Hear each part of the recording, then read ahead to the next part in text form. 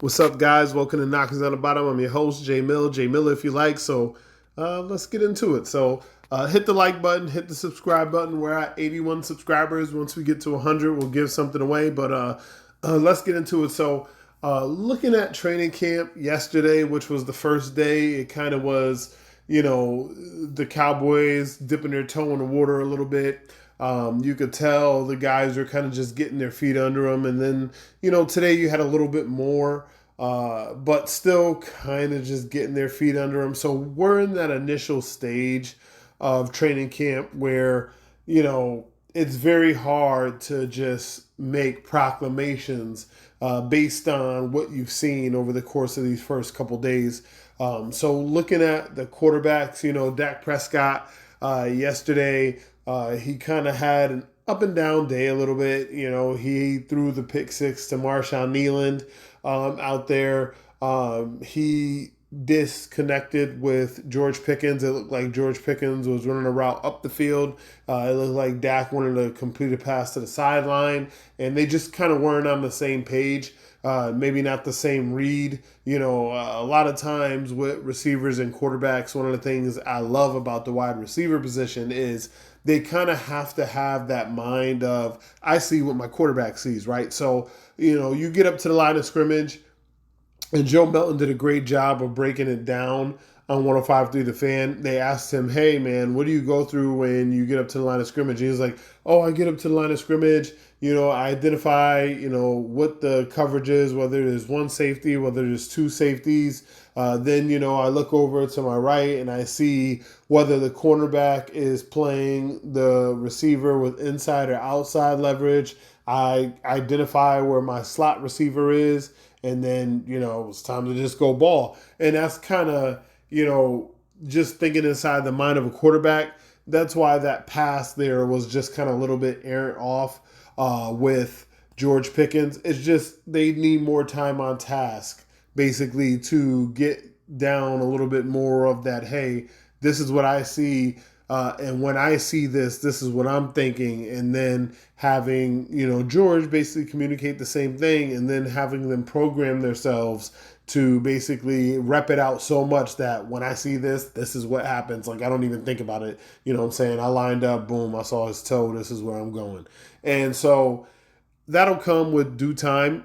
Dak and CD have that type of chemistry. Dak and Jake Ferguson have that type of chemistry. I won't imagine that it won't take too long for him and Pickens to get that type of chemistry. So going back to the quarterbacks, Joe Melton completed a great, well, he didn't complete it. It was incomplete. But he put a great pass down the sideline to Jalen Brooks on the first day, which was awesome. Jalen Brooks hauled it in, but he didn't get his feet in correctly. But still, that shows me so much promise, because I feel like if that was CeeDee Lamb, if that was George Pickens on that route, even if that was Jalen Tolbert on that route, I feel like all those people have that toe drag swag.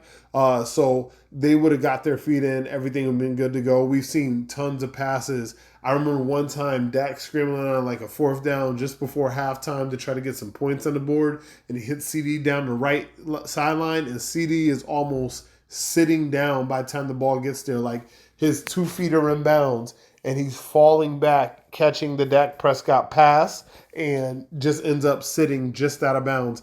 I feel like as the go, him and George Pickens will have that type of chemistry. CD, of course, has that already, and hopefully that bodes well for the Cowboys moving forward.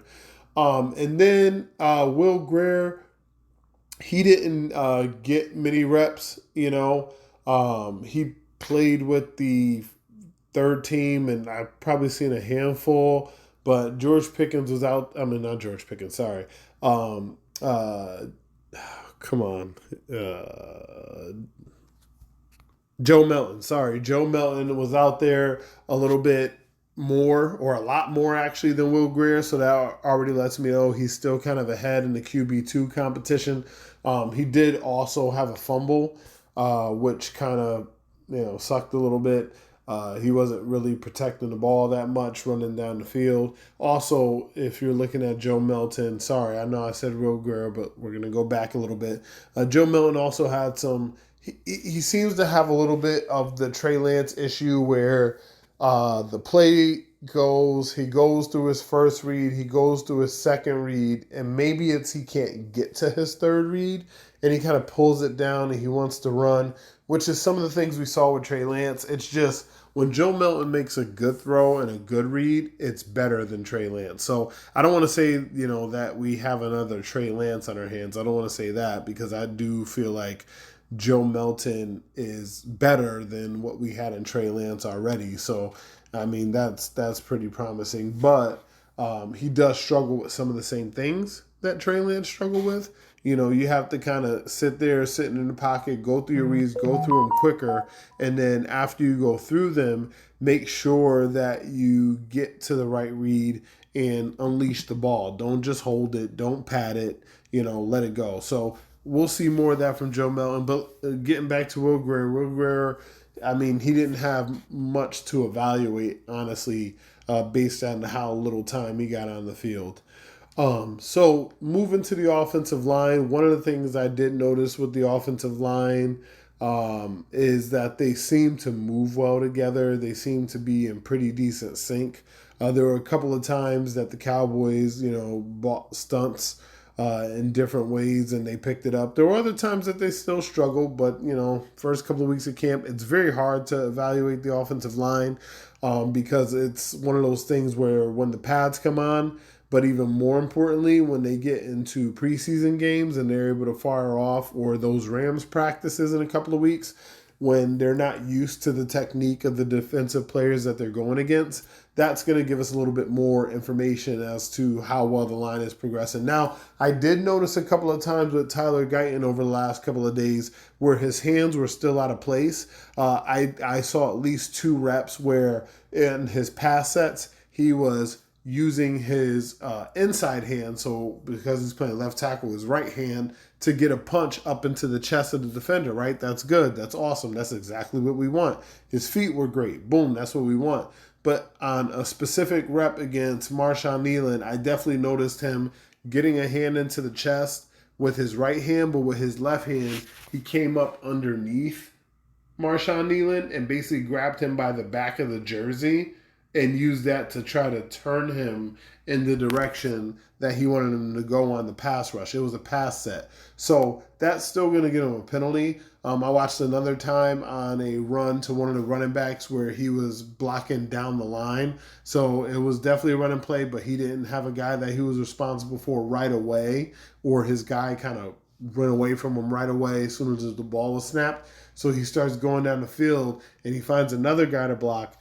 And he kind of gets his hands on the outside of his arms, and then he throws his hands up. And that was one of the things we hated last year, right? Whenever Tyler Guyton would get his hands on somebody and then throw his hands up, he almost always got a penalty because he was almost always grabbing them and tackling them down to the ground. So let's hope that that type of stuff gets cleaned up here. It's early in training camp. I only saw it a few times, but with offensive linemen, that's how you evaluate them, right? If he drops back, in the case that I saw over the course of 2 days, I probably saw about 40 dropbacks from Tyler Guyton, and I saw that about 3 times, right? So even if the ref doesn't call it 100% of the time, you're probably still getting a flag within 40 pass sets. And if you do that over the course of a season, you're still going to be one of the most penalized left tackles in the league. So it's training camp. We don't need to say that that's how it's going to go in the game, but I'm just saying that to say he's still working on his hand technique. He's still working on his hand placement. And he's not a finished product yet, but he's trying. That's all we can hope for. So now looking at the wide receivers, I saw a nice grab by George Pickens, but it got punched out later by Deron Bland. I told you about the Jalen Brooks grab down the sideline, that he had his foot out of bounds. CeeDee Lamb had a couple of nice grabs and plays in the open field that may or may not have gone for big plays. I've seen CeeDee sometimes look like he's about to be tackled and then break it off for like another 40 yards. So I can't say that they wouldn't have gone for big plays, but I can't definitively say that they could have. But it looks like his connection with Dak Prescott is pretty consistent, and it looks really good right now. Also, if we're looking at the receivers, Jonathan Magle has made a couple of nice plays in camp. He actually made a nice catch over the middle and took it up the sideline after he caught it. It kind of broke to the outside after catching it over the middle, and it was a nicely placed pass from Dak Prescott down the right side. So that was always good to see because Jonathan Mingo is the first one to kind of crack this competition open, right? Jalen Tolbert had some nice grabs today too. I'm not saying that he didn't, but all his things were underneath, which were checkdowns from Dak Prescott, and he was kind of going to his trusted receiver. At least with Jonathan Mingo, he had some plays over the top, that he was making nice grabs downfield. One from Dak and one from the backup quarterback as well. So he's doing his thing, and let's see if that continues into the next days of camps and the preseason. But this is the first day I noticed him. Day one, didn't really notice him as much. And then down the line for the receivers, Homie in the comments told me I was wrong on the wide receiver out of Oregon who might not make the roster, but he was like he might make the roster. I don't have his name yet, so he's got to continue to make more plays. I want to say it was number 6. I want to say it's something like Holden, but I'm not giving him that credit yet until he earns it. But today he did stand out. I noticed him making a nice grab in practice today. So let's see how that goes. Let's see how the preseason game goes, and maybe I might have to revisit some of that. So on the defensive side, notice that Mozzie Smith is a lot slimmer. Looks like he's playing 1 and 3. Mozzie definitely would have had a sack yesterday, and he had a couple of disruptive moments against the running backs like Jadon Blue and stuff like that, which we'll get to a little bit later. And also, it looked like Donovan Ezaraku had some nice rushes on the outside. He definitely got into the backfield a couple of times against Terrence Steele. One he batted down and passed by Dak Prescott. One he called Dak Prescott to throw it into the ground, and that's over the last couple of days, as well as being disruptive in the run game as well. I really think that we kind of stole one here, and we might have a star on our hands when it comes to Donovan Ezaraku. So I'm interested to see how that continues to go throughout the days. Also, Marshawn Nealon. Big ups to Marshawn Nealon with the pick 6. Marshawn Nealon was out there, he looks physically, he looks well, right? Again, offensive line, defensive line, very difficult to evaluate, when the pads aren't on, but I can evaluate how he looks physically, and I can evaluate how he's moving athletically, and he's checked both of those boxes, including having a pick 6 against Dak Prescott. That's pretty nice. Shotty even took a shot, for lack of a better term, at Dak during the press conference. It was like, oh, Dak said he tagged him up. He said he tagged him up, but I don't know if the film sees that. So, basically saying, Marshawn Leland took that to the house. I'm glad Marshawn took that to the house. And like we talked about a little while ago, a couple days ago, in fact, when we broke down the defensive line, Marshawn Nealon, man, he's a X factor in this whole situation, because all it takes is for the Cowboys to be right about. So we know the roster we have right now, right? We're thinking this many wins, this team could be this good, whatever have you. All it takes is the Cowboys being right about 2 or 3 more guys than we thought, right? They signed over 20 free agents this offseason. All they have to do is be right about 1 or 2 more guys than we thought, and the team gets better. Now, it works the other way, right? So all they have to do is be wrong about 2 or 3 guys that we thought was right, and this can be a disastrous season. But Marshawn Nealon, it looks like they might be right here. And I'm interested to see how we go as camp goes along and we get into the dog days of those situations. Jay Toya, man, homie is a specimen. I paused the video I was watching because his legs are like tree trunks, right? So I'm hoping he's going to be, because they made Mozzie slim down to 300 pounds for some reason. I'm hoping he's going to be the guy that's more of like that big, filthy, You can't move him anchor, but he's also athletic. So it's just a weird combination to be like, what's the plan here? I don't really want him losing any weight, but he also has a lot of athletic ability for the weight that he is. Let's just see what we have, just let him be what he is. But he showed up a few times.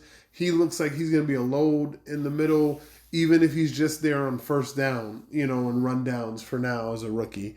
I also saw a King Basote making a few plays down the field, running down the field, hustling. He looked like he's, at least putting in an effort. Again, until they put on pads, there's not much extra to say here. And then same thing with Houston, the guy they just signed. He made a couple of good plays. He stopped the Joe Melton run just as Joe Melton took off beyond the line of scrimmage. You can't really tackle the quarterback right now, but he would have been there. He would have been in position. He would have took the guy down. So he's looked okay. I already gave you a little bit more on Easy. Micah is off to the side. So I guess we should address that too, because I thought Micah did a good job in his follow-up press conference to the Jerry Jones nonsense. Kind of just making sure he stood his ground and respected his person. I agree with him on Diggs. We covered that on an earlier episode, how it was like, hey man, Diggs doesn't necessarily trust the staff, and he feels like he can, rehab better where he's at. He's still going to make $20 million this year, regardless.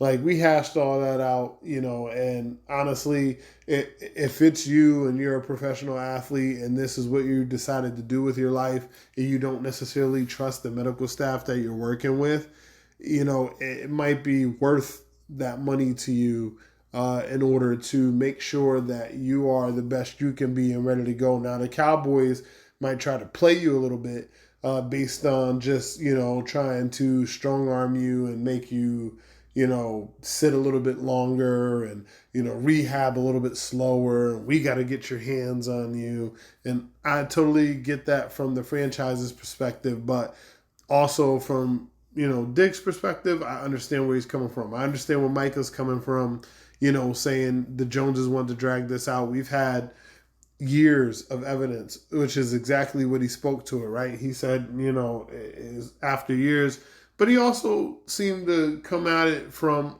a intelligent perspective, being like, hey, at least I know I'm not being treated any differently, right? I'm not being treated differently than Dak. I'm not being treated differently than CD, so yeah, it's taken a long time, but yeah, this is kind of just what they do. So, as far as the respect factor, at least that lends its hand to hopefully not feeling disrespected or anything like that. But he's there, and he's there for his guys. And, I'm saying at this point, I totally understand where they're coming from. I don't even want to get into the Jerry Jones press conference. I'm going to skip that altogether. You could probably get coverage on that elsewhere. So then also wanted to look at the running backs real quick. I like Jaden Blue's explosiveness. He protected the ball whenever they were beating on it. And a couple of times he made some good cuts in both practices that show that he definitely can be an explosive back, as long as they figure out a way to use him properly. Phil Maffa looks big, strong. I can't wait to see what that man has for lowering the shoulder, man. If he can run behind his pads, that can be an X factor for us, especially like late in the game if the Cowboys do end up having a lead, being able to have a tough physical back who can close it out. And maybe Javonte Williams is that back. He looked pretty good too, running, and he lost his feet a couple of times. But at the same time, he had a lot of times where he made one cut and went north and south and was able to pick up some yards there, even though nobody can hit and thud up, and we'll get to the rest of that later. And then there's Miles Sanders, man. Miles Sanders just, he's kind of in no man's land. He has multiple avenues to where his spot could be taken, but then I could also see him being on the roster early while you're waiting for Jaden Blue and Phil Maffa to develop, and then later on in the season, it gets a little hairy there. So we'll see how that all goes. As far as the corners, it was hard to kind of judge the corners. I know Kyrie Elam had a pick. They had a couple of bat downs, but they also had a couple of times where people got ahead, got in front of them or behind them, sorry, and caught passes. There was a good standout play by Deron Bland running down the field and knocking the ball away from George Pickens. But I'm more so looking forward to when we get to the one-on-ones because I feel like that's going to be a better way to evaluate the corners that we have. Izzy's been in there. He's been okay. Keeman Hall's been in there. He's been okay. But nothing to stand out one way or another just based on what we've been able to glimpse so far. Same thing with the safeties. I mean, there's been nothing to really speak of. I think Donovan Wilson picked up the ball that Deron Bland knocked out. And I also think Donovan Wilson had a pass breakup on the sideline, I want to say to George Pickens, which was a nice play. But if we've heard anything from the safeties, it's literally that's all it's been. As far as the linebackers are concerned, again, another one. They're in the front seven. Very hard to evaluate at this time.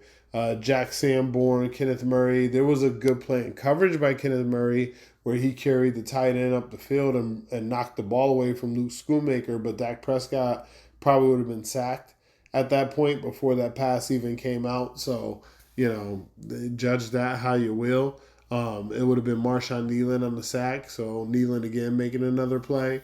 But other than that, there's really nothing, again, to speak of the linebackers. Yeah, I mean, that's pretty much what I got from the first couple of days of training camp. But I'll be here to cover it all. I've been watching it over and over again. I've been hunting for every video I can. So anything I get, I'll definitely share with you guys and cover with you guys. But yeah, thank you so much for tuning in. Hit the like button, hit the subscribe button. You can follow me on Twitter at jmilleriyl. You can also hit me up at knockersonthebottom@outlook.com. Again, knockersonthebottom@outlook.com. You can also hit me up at knockersonthebottom@gmail.com. Leave comments below if there's anything specific that you want me to cover. But thank you guys so much. Like I said, like button, subscribe button. But until next time, I'm your host, J Miller if you like. This has been Knockers on the Bottom. Peace.